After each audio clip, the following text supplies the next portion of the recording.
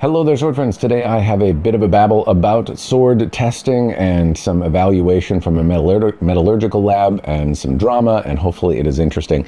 I will tell you, this video sucks for me to make. I don't want to talk about it. It gives me a headache and I'm sad, but it would impact me as a buyer of swords and where I spend money, so I figure it's important for me to tell you what I know now and to tell you how I feel about it and to put as much information out there as I can. I don't know that this video is going to answer every question. It might create more questions than it answers, frankly, but I still think there's enough here to help people inform how they want to spend their money, and that's the goal of the channel, so that's what I'm doing. Now, to preface what this video is about, I had 3 samples of swords that I broke on this channel. They will be linked in the description down below. Those samples were sent to APL laboratories that were tested through using an accredited laboratory. I do some, cosplay of science on here, but nothing actually scientific. This is an accredited metallurgical laboratory that can tell me what the steels are actually made from through a controlled process. And fortunately, Rakesh from APL Labs is going to join us to explain some of that a little bit for those of you interested. I also, in this video, will tell you, more or less the situation, what has happened. Then I will have Rakesh explain the science. Then I will tell you my thoughts on the what it means to me as a buyer collector, and then I'm going to have the folks from the impacted forges, somebody representing Cloudhammer, either RVA Katana or Cloudhammer themselves, and somebody on the Shadow Dancer side, either Shadow Dancer or Sword. But anyway, I will have some of them talk about how to move forward. What can they do to reinstill customers' trust? What's going to change? I've asked them for some statements, and I'll include them in this video as well. Anyway, what happened? What's going on? And how does it impact you? Well, those 3 samples, effectively 2 of those 3 came back as not what they were supposed to be.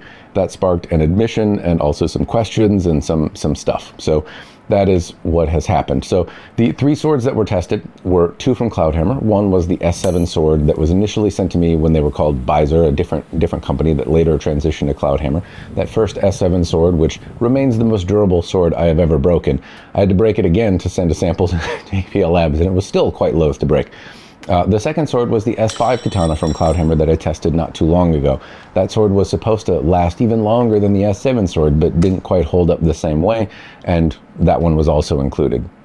So one S7, one S5 from Cloudhammer. The other one was an S5 blade from Shadow Dancer. Now, this one was recently featured in a video. I've reviewed the Hirozakuri S5 katana from them before. I re-reviewed it with an opportunity to break it, but there are some contextual elements to that sword that might have your tinfoil hat on, pretty tight.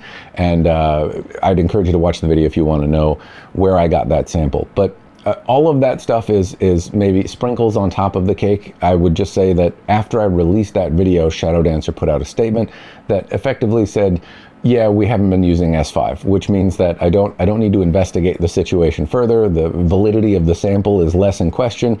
If Shadow Dancer blatantly admitted that they have been lying about the S5 steel usage in their products and potentially some other stuff as well, then I suppose mystery solved. So anyway, that's all in the video. It's linked in the description down below if you're curious about it. And so I've kind of skipped to the punchline a little bit here.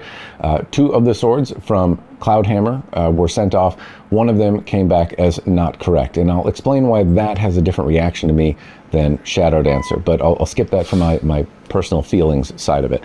The gist is, the examples from Cloudhammer, if I try to wrap this point up, the S7 blade that was sent off was both S7, so the original sword that they sent me was both S7 and in the hardness level that you would expect from that sword that they advertised and talked to me about it in, which shows it was in control. It was the right material, it was the right hardness, and the grain structure looked quite good. The S5 katana, however, that they sent was not S5. It was made of S7 as well. And initially they thought that it broke prematurely because it was perhaps more brittle, and it was they were targeting a harder level of HRC than they had in the previous one to improve the edge retention slightly while maintaining durability. Unfortunately, that HRC was much lower. It was about 47 HRC or somewhere in there. Again, I'm showing it here, but the gist is the process is out of control there. So I don't doubt that Cloudhammer is telling the truth here, or at least I don't have a reason to at the moment. There have been some other accusations. I'll talk about that in the drama part, but the gist is, they've validated that they're using S7 steel. They're validated that they can control it and make a good sword from it.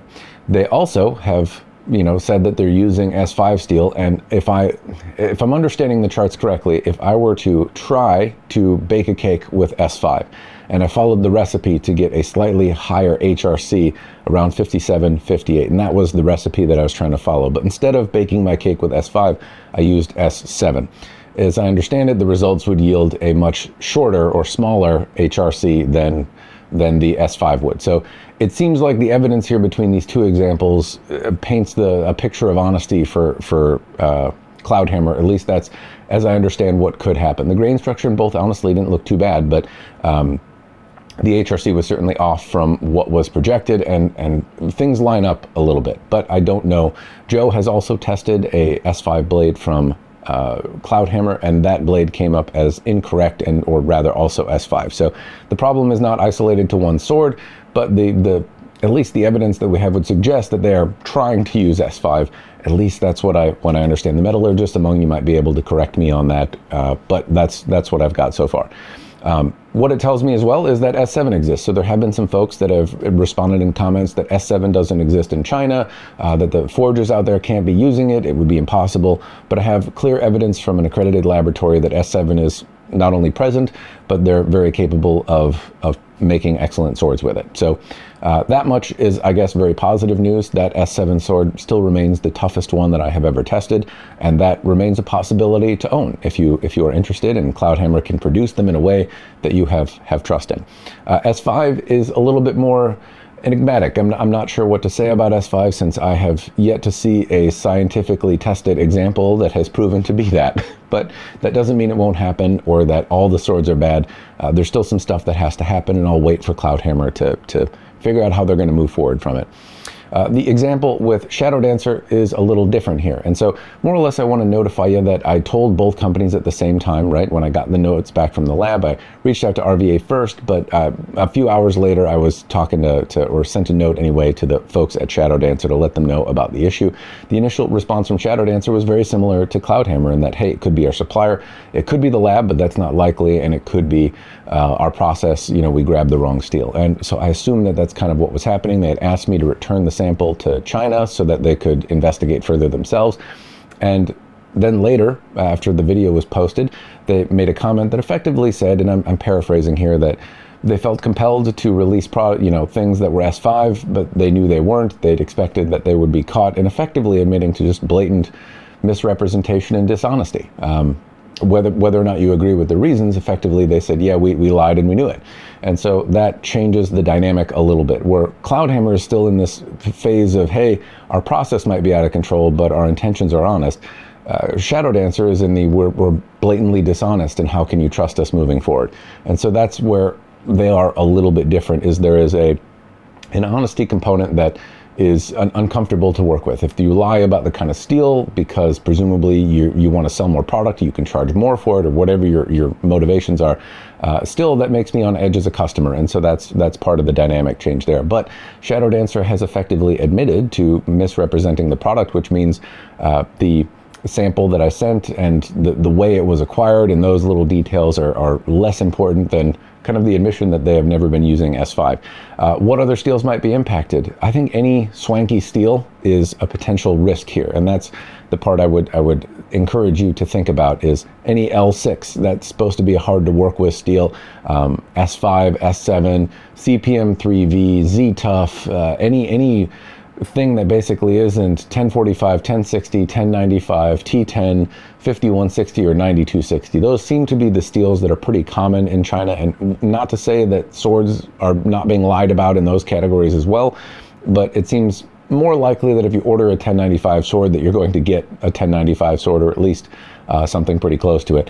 If you order a S7 sword, or an S5 sword, it stands to reason you might get an S7 sword, you might get a 1070 sword, you might get some other thing. So those are the things that I think are risky, and any manufacturer advertising these steels would be something that I would have more skepticism about in the future. Even though only these two companies have been tested, it still suggests to me that there is a problem here systemically about how steel is advertised and how it's controlled in the shop, and I would be a little more cautious, even with vendors I haven't dealt with. And I hate to say that because it's not fair to drag everyone down at the same time, but I would want a little bit more clarity on the process that's used to heat treat and how they're sure they're using the correct steel. Hopefully those are not things that are too challenging to provide. Anyway, the metallurgical testing that's used is kind of mad science. So that I've kind of apprised you of the situation, what I did, how it happened. The swords and the videos are going to be linked in the description down below if you want to see the swords that I broke and how I broke them and how they held up. I took those pieces, I sent them off to a lab, I told you about the results, and now I'm going to tell you about the science behind it. Or I'm not going to, but Rakesh is. So I'm going to move over to the conversation with him. Hopefully you guys find it interesting.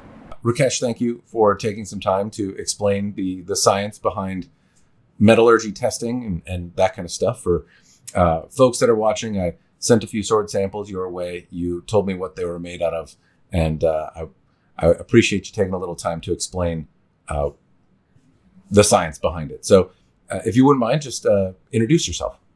Hi, thank you, Matt. Thanks for having me. So my name is Rakesh. I am the Vice President at Analytical Process Laboratories. We are a destructive testing laboratory here in Milwaukee, Wisconsin. Destructive testing is basically a type of metallurgical testing that involves chemical testing, physical testing, metallurgical testing of metals, where essentially we destroy metal in the process of the testing.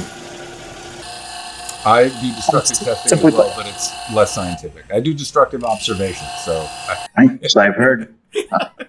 Yeah, you got to see some of the shrapnel that was left over. I did. So, in speaking about that, the analysis pages that you were able to give me, and I'll put some of them kind of overlaid, not all of them because they've got my address on them, but there's different elements and stuff that are there with different percentages. How do you know if I send you a lump of metal? How do you know that's the percentage? Can you explain a little?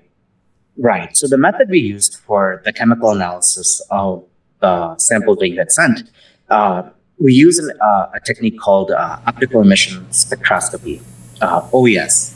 The OES is an instrument that it uses optical emission as the means for the chemical analysis. So what it does is basically it sparks the metal using an argon plasma, in turn which it excites the electrons in the metal, and it creates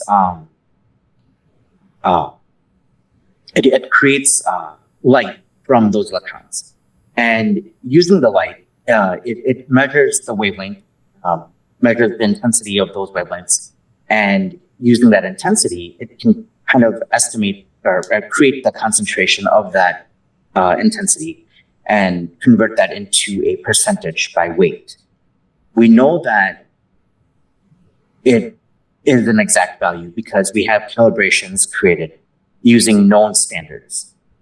We follow the same principle with the known standards, and we create a calibration curve using those standards. And based on the comparison values, we can tell you exactly what that intensity and concentration correlates to. So if we have a percentage of, for example, 0.1, 0.2, we know that the correlation of that intensity and concentration from one unknown sample relates exactly to that value of a known sample. That's I don't know how I thought metal would be tested, but like setting it on fire and looking at the sparks, if I'm kind of reading between the lines here a little bit, it sounds like you spark the metal, you burn it up a little bit, look at the light show, and that tells you something. Pretty much. And I don't know, like that just sounds like voodoo, but I guess because there's computers involved and lots of trial, and somebody's figured out how to read the wavelengths of light. But if I go in my backyard and make sparks, apparently people just call me a drunk. But when you do it, it's science. It's not fair. Well, you have to have a nice jacket, put some glasses on, look smart, and nobody will question anything, Yeah, that's my problem. I've just been carrying a ladder the whole time. It doesn't make it look like science.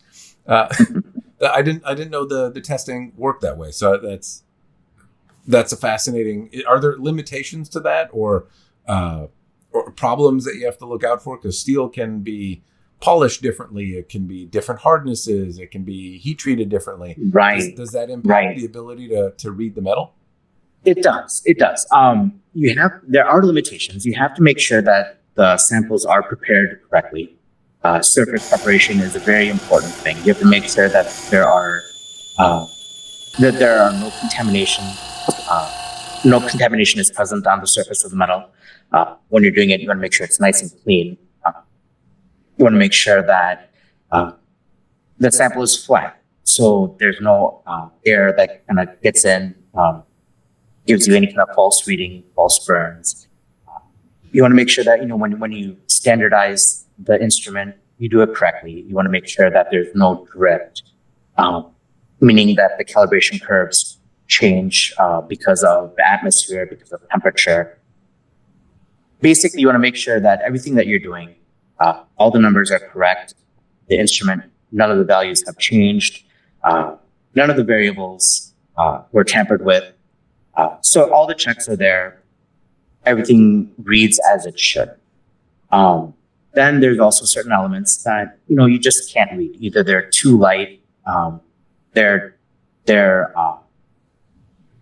just not capable of being read. Every instrument has certain elements that it just can't read. Other instruments where it's just not calibrated for. So understanding the limitations of your own instrument, reporting them accordingly. There's also measurement uncertainties that you have to remember. What standards you have, what standards you don't have. Basically, just understanding the overall limitations of the instrument, the standards that you have, calibrations, and reporting everything accurately to the correct decimal places, things like that. Well, it seems like you've done that. Is there the readings that I have show very very specific percentages of various elements? Is there, at least based on your knowledge and the instruments that you're using, is there any reason that these readings that you provided wouldn't be accurate? I mean, like the instrument's made to test exactly the kind of stuff that I sent you, right? Right. No, the reports that we issued, we stand behind them. They are accurate. Before we do the readings, we run several standards to make sure that the standards are correct. The results that we read on the standards are correct. Once we are confident with those, we run the unknown samples, get those results. And then once we're done with those samples, we run several standards after the fact to make sure that those standards are correct as well. If the standards we run before are correct and the standards that we run after are correct, then theoretically the unknown samples we run in the middle should be correct as well. Okay, I gotcha. The hardness testing. So I did see you mentioned the preparation of the sample, and you provided me with some video of preparing the samples, flattening them out, and kind of the process. I'm guessing that's the thing that's holding the blade down and making it spark all over the place is the chemical analysis part. The hardness test seemed to be, you kind of just poke it a little bit. Can you describe the method that you use for hardness testing? Right. So in the same context, you want to make sure that the surface is prepared. You want the top surface and the bottom surface to be perfectly parallel. With that being said, you have an indenter. There's going to be a very specific shape and size. The indenter will then be placed on top, and there's a certain amount of weight that is then used to make an indent on the surface of the sample. And the indenter will then go down into the sample. And based on how deep the indenter goes, that will basically tell you what the hardness of that sample is. Okay. Yeah, I'm guessing that one's simpler. Yes, a little bit more simple. Yeah, so making steel spark and then reading the light waves seems incredibly complicated, but I hit the thing with a very specific nail with a very specific amount of weight and see how deep the hole is. Sounds like I can at least wrap my head around that one a little bit better. Pretty much, yeah. Okay. Well, I'm sorry to oversimplify your complex scientific instruments that you had, but monkey brain here has to make sense of them. In the reports that you gave, you mentioned that some of the specifications that the swords that I sent you were listed as didn't come back as what they were. Is it possible, like the Shadow Dancer one on the first page that you sent came back as 1070? Is there overlap? Could it be some other material and it more or less? I mean, it is possible. When we did the analysis, according to our library, the chemical composition did match 1070. It is possible that it could match other types of material. It didn't match S5, but it did match 1070? It did match 1070. It definitely did not match S5. But there are other materials out there that it could match as well. Okay. But none of those materials happen to be S5. No. Okay. No, that for sure did not. All right. Is there anything that you feel folks should know about metal testing, or you think people should know but maybe don't? I mean, it's actually fun stuff. It's very important. A lot of people don't think about it, but it's pretty much one of the main things that's done behind the scenes in pretty much everything that you guys use. I mean, like I said, whether you think about it or not, everything, whether it's utensils that you use for food, your car, door handles, glasses, anything, whatever you purchase at the store, all manufacturers, whenever they sell anything, they want to make sure that the materials that they have are exactly what they say they are. That the quality is the way they need it to be. The strength, the chemistry. That's where labs like mine come into play. Where we verify the material to make sure that it is what it's supposed to be. Where if somebody advertises it as S5, it is S5. If somebody says, hey, the hardness is supposed to be a certain value, that it is a certain value. That's the quality aspect of things. It's very important for safety. It's very important for, overall quality.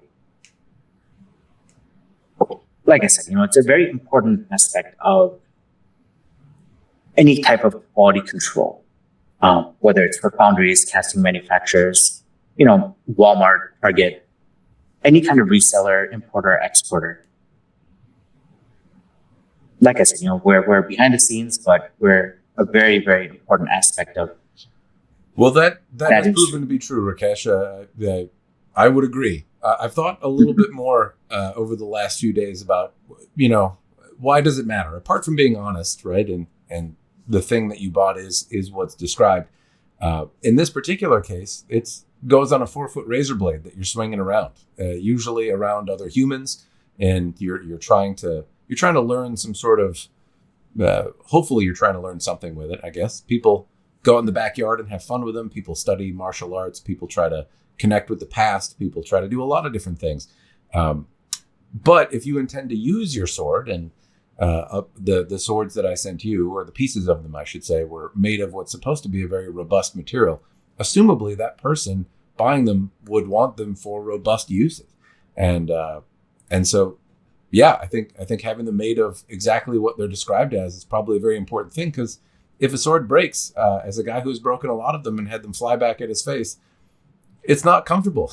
And so there's absolutely a safety component to it that certainly goes into play. And so I appreciate that services like the ones you offer exist. It helped me answer a very important question that now I have to deal with the answers. But I'm glad that I can take treat them as fact, and that the process that you offer is as concise and accurate as it is. So thank you very much. Absolutely. Thank you. I want to thank Rakesh. It's weird to hop on camera, and I'm sorry as well for the audio. But anyway, I hope you learned something, and I appreciate his time. I want to talk a little bit now about my feelings as a customer, as a reviewer, what changes, and to kind of get in the field side of things. The basic gist is I put these in two separate categories, and one is a process out of control that isn't good. It shows ignorance, incompetence. The other is malice and deliberate dishonesty, and that's the fork in the road for me and why I have different reactions. Now, I might be wrong on them. I didn't expect Shadow Dancer to admit to kind of foul play. I didn't see that coming. Cloudhammer has not done the same thing to them. I'm saying it seems like they are trying to get a process back in control, where the other is trying to repair a reputation, perhaps irrevocably damaged. But those are the fork in the road. And why is this important? Why is the steel type important? Why is the honesty important? Well, as a customer, if you are buying a sword and you value the type of steel that it's made from, you want what you paid for. I don't know that it has to go beyond that. It doesn't have to be more complicated than you get a list of features on a product, and they should be accurate so you can have agency as a customer and decide what you buy without being lied to. I don't think it needs to be more complicated than that, frankly, but I think it is more complicated than that. One, swords are very personal things. They're symbols of honesty and trust and also murder. And anyway, but they can be a little bit more to a person than just the things that they're made from. I do think, though, that a 4-foot razor blade is a particular kind of thing, one that you may be buying for a very deliberate reason. And that reason of buying an S5 sword might be that you need an incredibly shock-resistant sword because you are new to training or plan on doing some perhaps dumb things that most swords wouldn't survive. And by replacing that steel with something less efficient to handle that kind of stuff, well, you put yourself in harm's way. And having a sword fly back at your face is a terrifying experience. I'm saying that from personal experience. The idea that the sword might be made from the wrong thing and it can come back at you or break in a way that you didn't expect simply because you were lied to is really unfortunate. I also think that there are a number of people that have talked to me about the swords they bought because they achieved some rank or milestone in their life. It might be their black belt, it might be graduating school, it might be any number of milestones that you achieve in your life and you mark the occasion with a really awesome sword. Can't think of a better thing to mark the occasion with. But now that sword is kind of tainted, right? Like you can replace it, but you can't replace the kind of chutzpah that went around it. So I think from the sentimental to the very practical, there are reasons that this is very important to people, and the dishonesty is, that's why it's going to resonate with people in a particularly negative way. This is not a thing that is, this is just not something you should lie about. Not that you should anyway, but that's why it might be serious. So. That's why they go into different camps. I'm going to talk about Cloudhammer first. So one sword came back as S7, and it came back as the right heat treatment, and it showed me that they can control swords, and that is promising for the future because that sword was the most durable sword I've ever tested to this day. And the fact that you might be able to presumably buy one of those in the future is fantastic. And they were a good value, and they were fun and awesome, and that's good. The S7 swords, between the S7 sword I tested and Jode tested, it sounds like S5 is actually S7 in some cases, or at least in some of the batches. I don't know how systemic the problem is, but at least a few swords are impacted. It led to something that wasn't as good a sword as it should have been, and it sounds like Cloudhammer is taking steps to remedy the situation. I don't know if they ever made S5. I don't know, but I do know they can make a hell of a sword made out of S7, and I hope they continue to do that. If they can if they can resolve the issues with S5 and it's even better, I would love to see the day where I prove that to be the case and send it into a lab and show everyone that like it can be done and they've got it down. And I love it to be trustworthy for you too. For me, it shouldn't be hard to show some of the receipts for where you're buying the steel, for the metallurgical testing your suppliers are doing, to show you sampling small bits to show that your heat treatment process is under control, and show that in video or photos or something. There should be some not too heavy lift that is possible from a vendor to show some receipts, so to speak, without revealing the secret sauce. I don't think that should be too hard, and I think that would go a long way for me. But to you, what would it take to repair your confidence in Cloudhammer's process? What would you need to see? I think that's a useful question to ask the community. What would it take to restore that trust? On the Shadow Dancer side, though, different story, and that's because there's deliberate malice, and that is not a kind word, and it shouldn't be. They basically said we haven't been using S5. In the statement, they released S5, but I've also noticed that L6 has been changed away, so there are other steels that are also potentially impacted. And they said we knew we would get caught and we had a plan for it. And that strikes me as just deliberate dishonesty, which is doubly painful because I think they make amazing products. I don't think the sort of things that sold their products were their steels. I could give a shit if it was made from S5. I care that it is what is advertised, but beyond that, I don't. If it did sword things good, I'm happy with it. And Shadow Dancer had great handle shapes. They had really tight ito. They had good fitment. They made an excellent product and one that you could actually buy. There's a few other vendors out there that have made good swords, but they don't turn them out for a year or two and get mad if you ask questions. Shadow Dancer responded to emails. They turned out product relatively quickly. They did it consistently.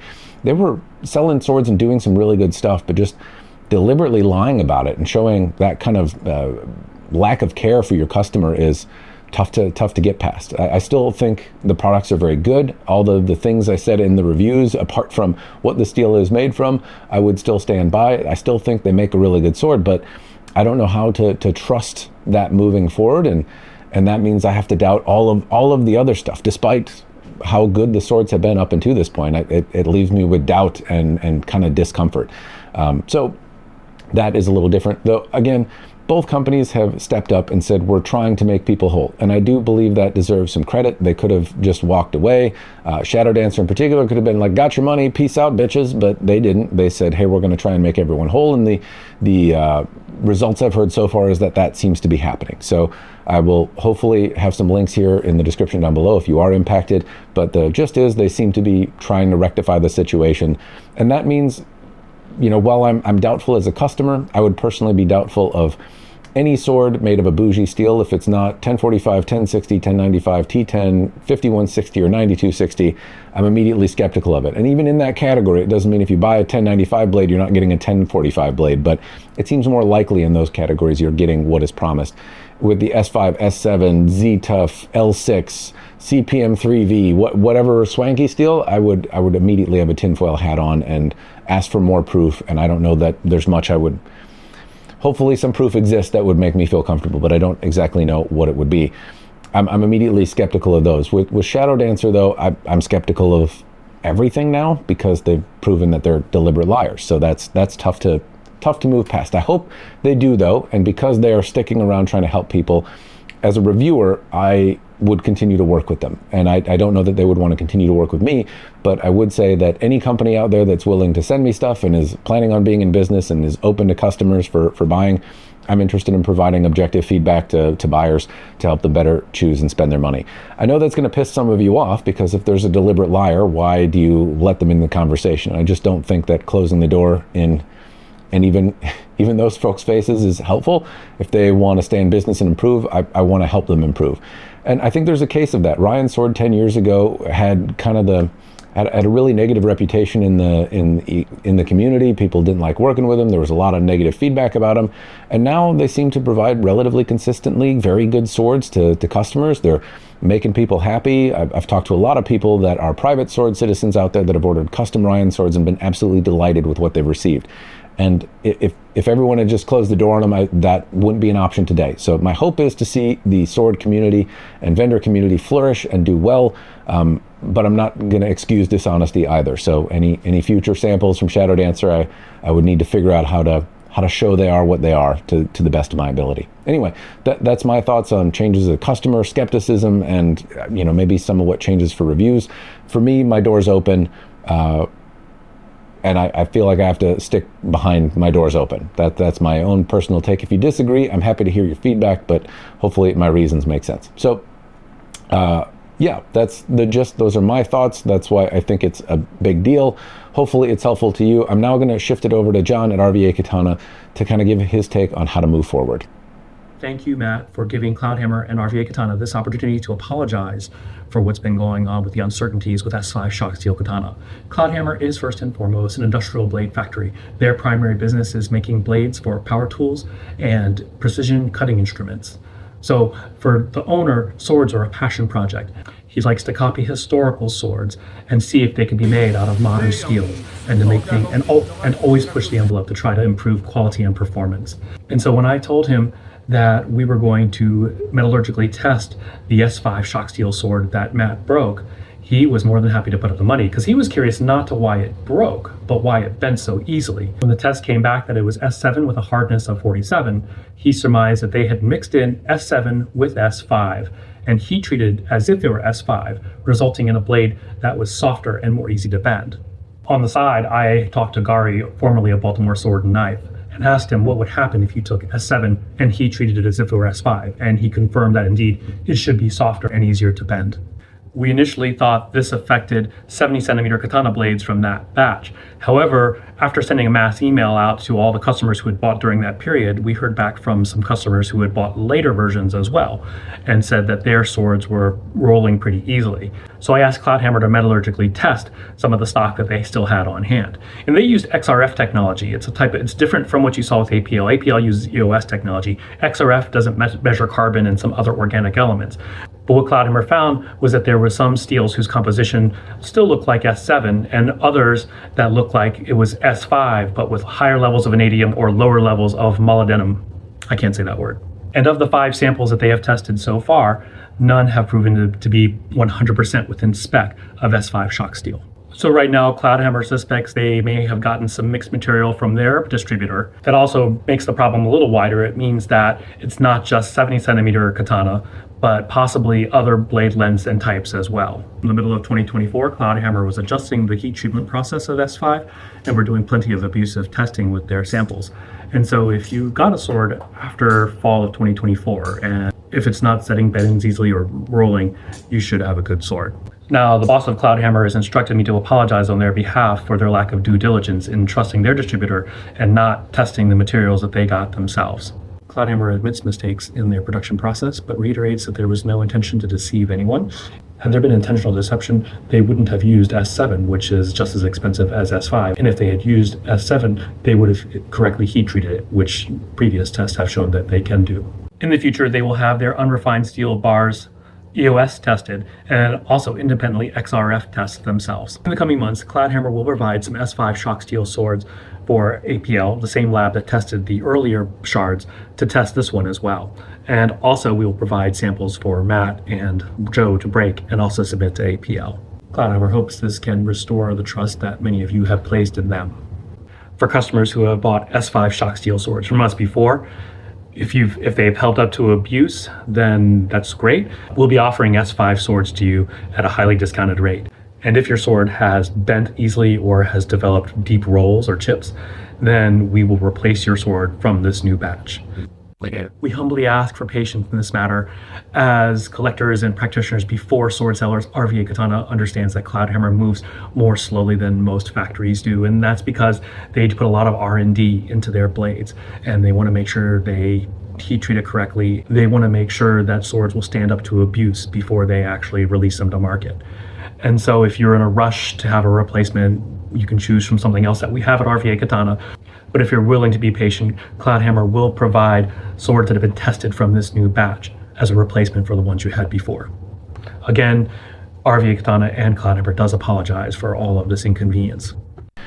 I appreciate John giving the statement. Hopefully you got some information. I will provide pertinent links that John was able to provide in the description down below. If they're helpful, look down there. And now I'm going to move over to someone to talk about the Shadow Dancer, how to move forward. Thank you for having me. I would like to take a moment to apologize to every customer and content creator we collaborated with.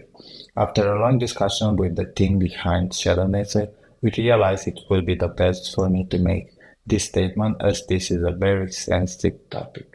We believe the language barrier might prevent them from fully expressing the reason and intentions behind their actions.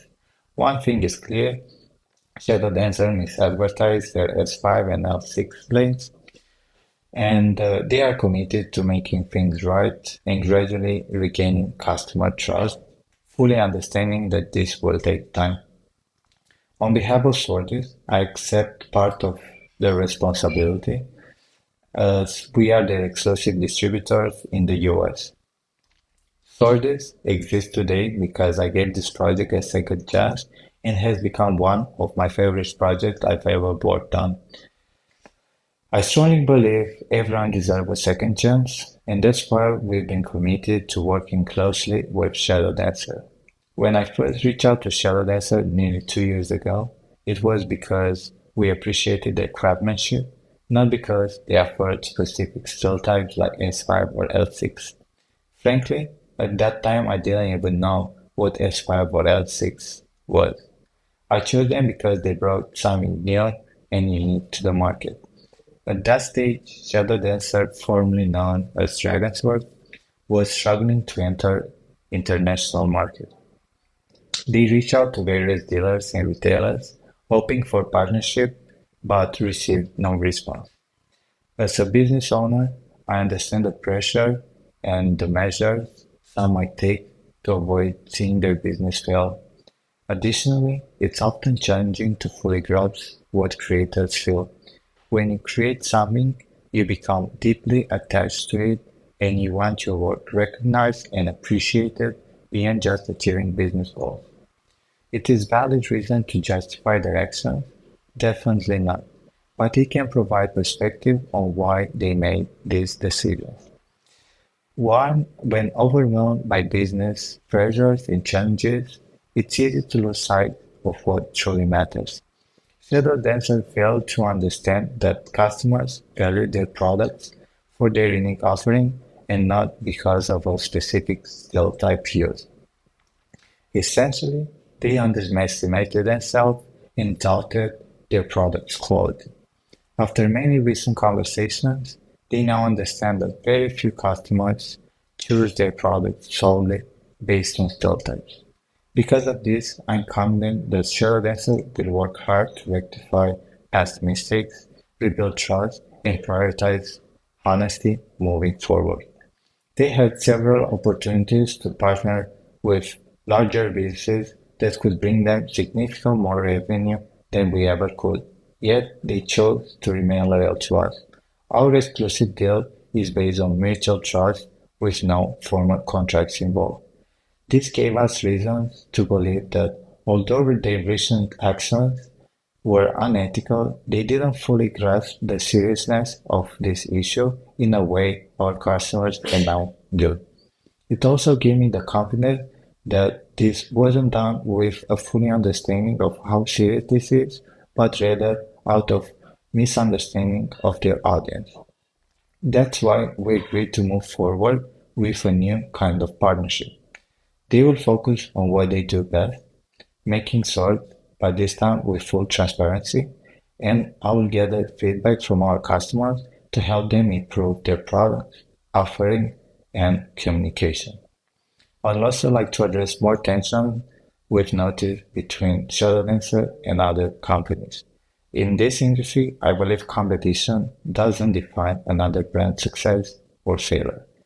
Every brand offering something, every brand offers something unique, and a true sword enthusiast typically collect multiple swords from various brands, appreciating each for its distinct qualities. There is no need to speak negatively about other companies, especially knowing no brand has flawless record. It's in everyone's best interest to put egos aside.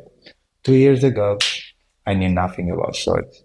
Like me, many people aren't aware that sword collecting can become a beloved hobby. Rather than aggressively competing for a small market, we should focus our energy on inviting more people to explore and appreciate the beauty of sword collecting. Coming from a marketing background, I genuinely left behind other professional projects to fully dedicate myself to swords. This decision was driven by fascinating opportunities to create unique products, the meaningful connections I've built with content creators and suppliers, and ultimately the incredible understanding our customers have consistently shown even when things didn't go as planned. Sortis has become my dream business and I deeply feel every setback. However, words alone won't resolve the issue, and proper actions are necessary. Therefore, we propose the following. We are updating our source descriptions and specifications to clearly show our customers that what they will receive, retaining only the following steel: 1095, 1045, and 1060 carbon steel, 9260, 5160 spring steel, T8, T10, S7, LD, Unimax, and ZTAF tool steels, normal and advanced folio steel, both mixes of T8 with 1060 or 1045 carbon steel, crushed fall steel with 0.5% to 0.6% carbon content, the mahogany steel, Damascus steel currently available through our sword builder with new standard products coming soon. For the custom sword builder, the only tool steel that we will use are T8 and S7. All S5 steel models will be replaced with genuine S5 steel. Starting this week, Swordie guarantees all Shadow Dancer sold through our website. We will implement transparent method together with Shadow Dancer to randomly select customers for metallurgy tests, performed 1 or 2 times per month at Shadow Dancer expenses. We are finalizing a system to ensure complete transparency and fairness in selecting customers, which we will announce very soon. All swords previously purchased from our website found to have inaccurate steel descriptions will be replaced with accurately labeled swords. Additionally, affected customers will receive credit as compensation. We have already reached out to all customers who ordered mislabeled blades.